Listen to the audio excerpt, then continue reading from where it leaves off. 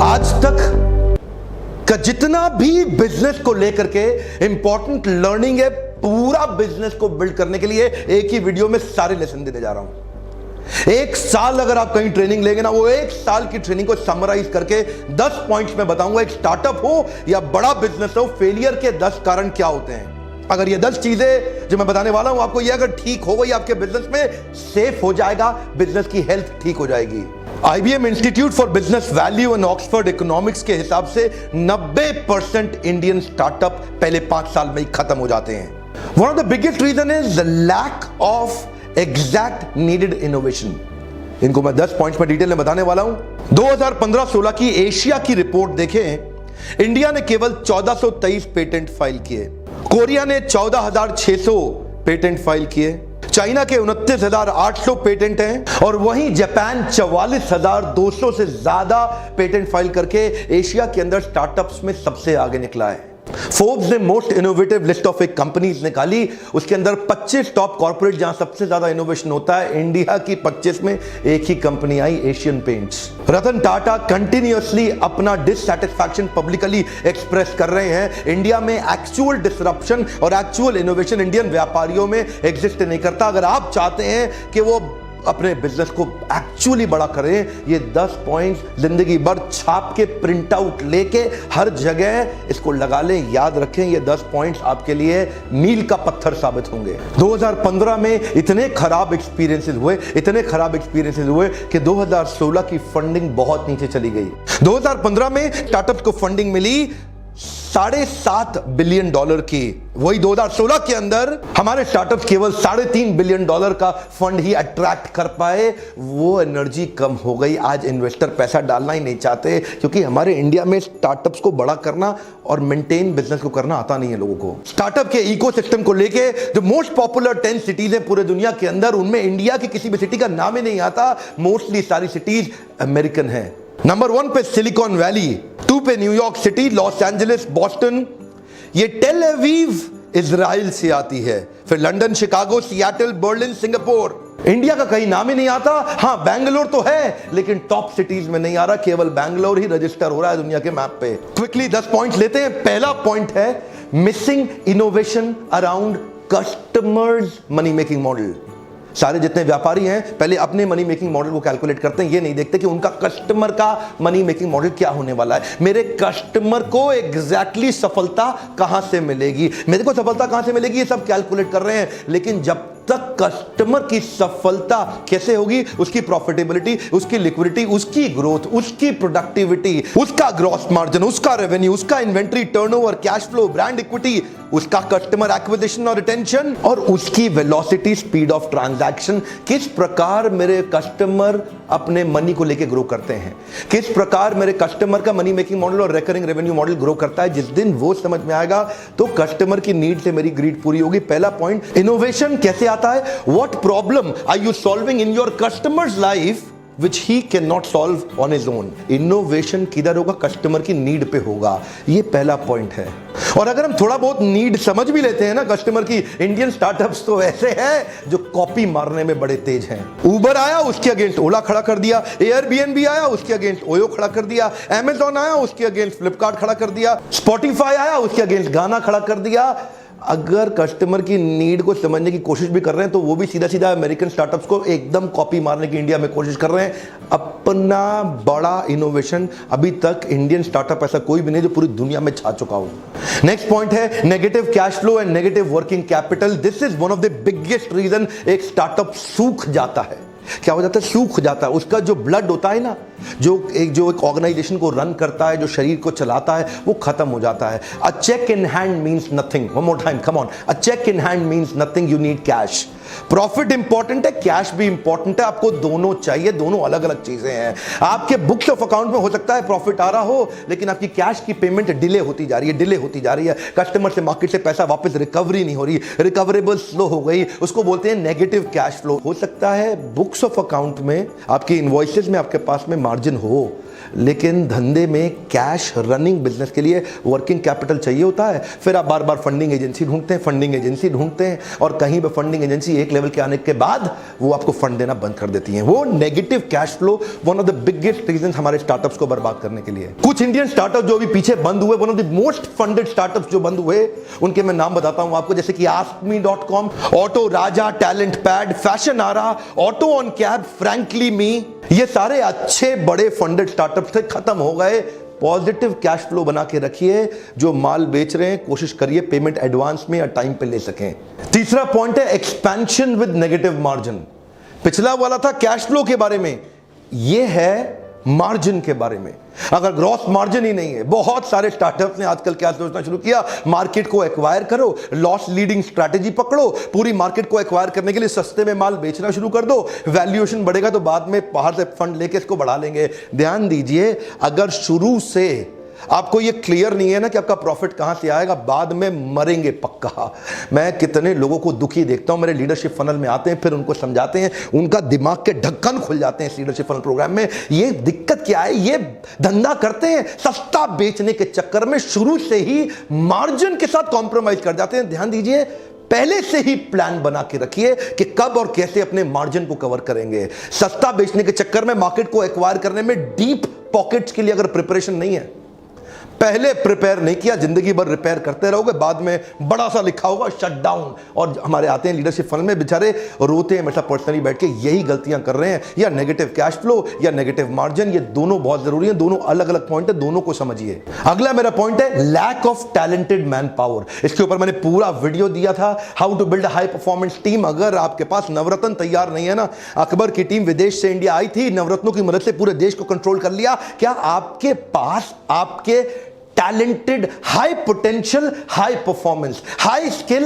High will, क्या आपने highly capable लोगों की मैन पावर तैयार करी है? ये मेरा क्वेश्चन है आपसे। क्या आप उनकी कॉम्पिटेंसी मैपिंग, उनकी कॉम्पिटेंसी असेसमेंट कर रहे हैं? क्या आप देख रहे हैं आपके पास ऐसे लोग हैं जो आपके विजन को एग्जीक्यूट कर जाएं? क्या आपके पास ऐसे लोग हैं जो आपकी आइडिएशन को एग्जीक्यूशन में कन्वर्ट कर दें? क्या आपके पास ऐसे लोग हैं जो मोस्ट टैलेंटेड लोग हाईएस्ट एंथुसियाज्म और एनर्जी के साथ काम कर रहे हैं? ये बहुत इंपॉर्टेंट चीज है। उनके एज को पहचानिए और उनके एज को एनर्जाइज करके उनको एंगेज कर दीजिए। अगर बढ़िया मैन पावर नहीं, सब कुछ अच्छा होने के बाद भी अकेले आप थोड़ी काम करेंगे, लल्लू लाल गुलाब जामुन वाले थोड़े ही हैं आप गल्ले पे बैठ के चिपक के थोड़ी धंधा बड़ा कर सकते हैं। मैन पावर तो आपको चाहिए ही चाहिए। अगर नहीं देखा how to build high performance team video, वो जरूर देखिएगा। पांचवा पॉइंट है मेरा scalability with recurring revenue model. ये स्केलेबिलिटी और रिकरिंग रेवेन्यू मॉडल दो चीजें हैं। स्केलेबिलिटी मतलब बिजनेस में बड़ा होने का मॉडल क्या आपने ढूंढा? क्या वो ढूंढ पाए हैं कि बिजनेस बड़ा कहां से होगा? कई स्टार्टअप्स बड़े प्रॉफिटेबल होते हैं, कई स्टार्टअप्स में मार्जिन अच्छा होता है, कई स्टार्टअप्स अपने रीजन के अंदर अच्छा काम कर जाते हैं, लोकल रीजनल स्टार्टअप या बिजनेस होते हैं, लेकिन वो बड़ा कैसे किया जाए जो पूरी दुनिया में फैल सके, उसकी तैयारी पहले से नहीं करते। और दूसरी चीज, बड़ा होते होते होते जो आपके कस्टमर है, क्या वो रेगुलर कस्टमर बन पा रहे हैं? क्या आप अपने कस्टमर्स को रिटेन कर पा रहे हैं? क्या आपके कस्टमर आपको रिकरिंग रेवेन्यू दे रहे हैं? लगातार रेवेन्यू दे पाने वाले कुछ अश्योर्ड कस्टमर जो कि लॉन्ग टर्म कॉन्ट्रैक्ट के साथ काम करते हैं, जो कि आपके साथ जुड़े रहते हैं। इसके ऊपर अभी आपने पीछे वीडियो देखा था रेगुलर इनकम के ऊपर कि बिना मेहनत के या कम मेहनत के साथ रेगुलर इनकम कैसे बढ़ाएं, नहीं देखा तो वो भी जरूर देखिएगा। वो वीडियो पूरा डिटेल है, लेकिन यहां पे एक पॉइंट है जो बड़ा महत्वपूर्ण है कि एक तो बिजनेस बड़ा होना चाहिए और दूसरा बिजनेस में कुछ सस्टेन्ड रिटेन कस्टमर्स के लिए रिकरिंग रेवेन्यू मतलब रेगुलर इनकम वाले मेथड्स को बिल्ड करें। अगर ऐसा रहेगा तो आगे दौड़ पीछे छोड़, आगे दौड़ पीछे छोड़, इसका टेंशन नहीं रहेगा। व्यापारी यही करते हैं, नए नए कस्टमर के पीछे भागते रहते हैं, पुराने वाले पीछे छूटते रहते हैं। छठा मेरा पॉइंट है mixed marketing signal and wrong positioning. इसके ऊपर तो लीडरशिप फनल में इतने क्वेश्चन आते हैं, मेरे साथ लाइव वर्कशॉप में लोग क्वेश्चन करते हैं। प्रॉब्लम क्या है, लोगों को पता ही नहीं अपने प्रोडक्ट को मार्केट में पोजीशन कैसे करना है। वो है कौन, आपकी आइडेंटिटी है क्या, आपका परफेक्ट कस्टमर कौन है, आपका इम्परफेक्ट कस्टमर कौन है, आपका परफेक्ट प्रोडक्ट क्या है, आपका इम्परफेक्ट प्रोडक्ट क्या है। आपका प्रोडक्ट ठीक से प्लान नहीं किया गया, आपका कस्टमर का सेगमेंटेशन ठीक से प्लान नहीं किया गया। हर जगह हर एक को जाके तू भी खरीद ले, तू भी खरीद ले, हर एक को थोड़ी जाके माल बेचते हैं। आपको परफेक्ट मार्केट डेमोग्राफी और साइकोग्राफी के हिसाब से ढूंढनी है और फिर जाकर के वही प्रोडक्ट प्रेजेंट करना है।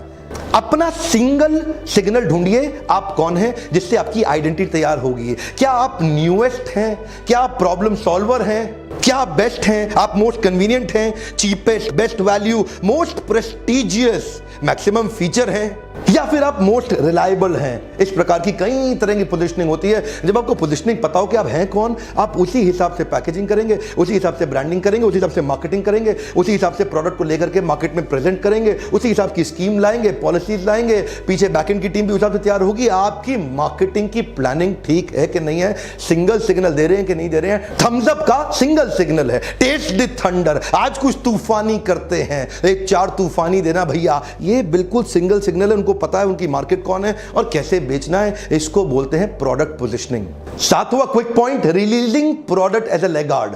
लेगार्ड मतलब ये लेट लतीफ है भैया, प्रोडक्ट लेके बाद में पहुंच रहे हैं मार्केट में, पूरी मार्केट अब सैचुरेट होने को आ गई, ये बेचारे लास्ट में आ रहे हैं, अरे ये तो मार्केट में चल रहा था, मैं भी ले आता हूं, मेरा भी खरीद लो, मेरा भी खरीद लो। फिर डिस्काउंट देते रहना, उसके बाद बैठ करके स्कीम चलाते रहना, मार्जिन कम करते रहना, उधारी देते रहना, अपने धंधे को खत्म कर लेना।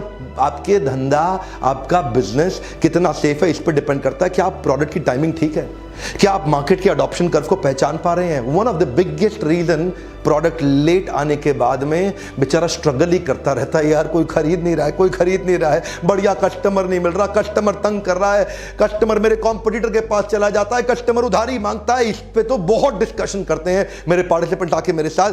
हम पूरी एंटरप्रेन्योरशिप आपको सिखाना चाहते हैं इस छोटे से समरी वीडियो के माध्यम से। 8वां पॉइंट है, save yourself from getting out competed. आपने अच्छा बिजनेस तो शुरू कर दिया, लेकिन आपका कॉम्पिटिटर आपको ध्यान से देख रहा है, ये आदमी कर क्या रहा है, उसकी पूरी नजर है आपके ऊपर, उसकी चील की तरह पहनी नजर है आपकी हर चाल के ऊपर, वो पोकर की तरह चुपचाप खड़ा होकर के देख रहा है आपको, ये आदमी कर क्या रहा है। पहले से तैयारी करके चलना है। आपने एंट्री बैरियर का मेरा वीडियो देखा था, मैंने वहां कुछ पॉइंट शेयर किए थे। Intellectual property right, patent and licensing या प्रोप्राइटरी टेक्नोलॉजी, आप कुछ ऐसी प्लानिंग करके चलिए जो फिर आपके कॉम्पिटिटर के पास राज खुलने नहीं चाहिए। कोशिश करिए अपनी ब्रांड इक्विटी अच्छी करने की, या फिर सोर्सिंग अपने माल की इतना सस्ता खरीद लीजिए, इकोनॉमीज ऑफ स्केल बिल्ड करके इतना सस्ती परचेजिंग कहीं से उठा ला जाए तो कॉम्पिटिटर बेचारा सोच ही ना पाए, यार ये माल इतना सस्ता बेच कैसे रहा है, उसको पता ही ना लगे। कई तरीके हैं, आपको ये नाव में सारे बैठे हैं और ये एक आगे निकल गया और बीच में बैरियर खड़ा कर दिया, रेड ओशन से ब्लू ओशन। क्या आप अपने बिजनेस के अंदर शुरू से एंट्री बैरियर की प्लानिंग करके चले हैं? ध्यान देना, जो 10 पॉइंट बता रहा हूं ना, इनमें से किस किस में आप वीक हैं वो लास्ट में आपको प्लान करना होगा। दोबारा से वीडियो को सुनिएगा, 2 3 5 4 5 6 7 8 बार इस वीडियो को सुनिए, ताकि आप ये समझ सकें कि इन 10 में से कौन से पॉइंट्स में आप कमजोर हैं। अच्छा बिजनेस करने के बावजूद भी कई बार डर इस बात का होता है कि कंपटीशन, आपको कहीं बड़ा सा कंपटीटर आके आपको बाद में खा ना जाए। तो ये जो एंट्री बैरियर का वीडियो था, वो पूरा वीडियो देखिएगा, वो डिटेल में है। 9वां पॉइंट बड़ा आउटस्टैंडिंग है, missing the process of converting feedback into a feed forward. Customer आपको फीडबैक देता है, आप उसको फीड फॉरवर्ड में कन्वर्ट नहीं करते। कस्टमर आपको अपने एग्जिस्टिंग प्रोडक्ट के साथ परेशानियां बताता है, आप सोचते हो यार ये डिस्काउंट मांग रहा है इसलिए कर रहा है। सिग्नल दे रहा है कस्टमर, क्या दे रहा है? Signal. Complain is a gift, catch it, come on, complain is a gift, catch it. Complain को कैच करिए, देखिए वो सिग्नल होता है। He wants to be with you, but only thing that he is expecting is, यार थोड़ा सा अपने आप को बदल ले, मैं तेरे साथ रहना चाहता हूं। इसका मतलब उसके प्रोडक्ट में, आपके प्रोडक्ट में उसको कुछ तकलीफ आ रही है, कह रहा है थोड़ा सा चेंज ले आ, I want to be with you, that's called complain. Complain का मतलब क्या है? वो आपके साथ रहना चाहता है। अगर वो कंप्लेन नहीं कर रहा, वो बड़ा डेंजरस है भाई। कस्टमर आपको कंप्लेन ही ना करे, चुपचाप आपके कॉम्पिटिटर पे जाकर शिफ्ट हो जाए, आपको बिना बताए, वो ज्यादा डेंजरस है। कंप्लेनिंग कस्टमर बहुत बढ़िया होता है, कंप्लेनिंग कस्टमर को गले लगा लो, ये आपको बचा लेगा। Converting the feedback into feed forward, इसको बोलते हैं पिवॉट, बाउंस बैक करते हैं ना, पिवॉट, नया चेंज लाना। पहला प्रोडक्ट केवल ट्रायल के लिए होता है, एक बार और याद रखिएगा, पहला प्रोडक्ट केवल ट्रायल के लिए होता है।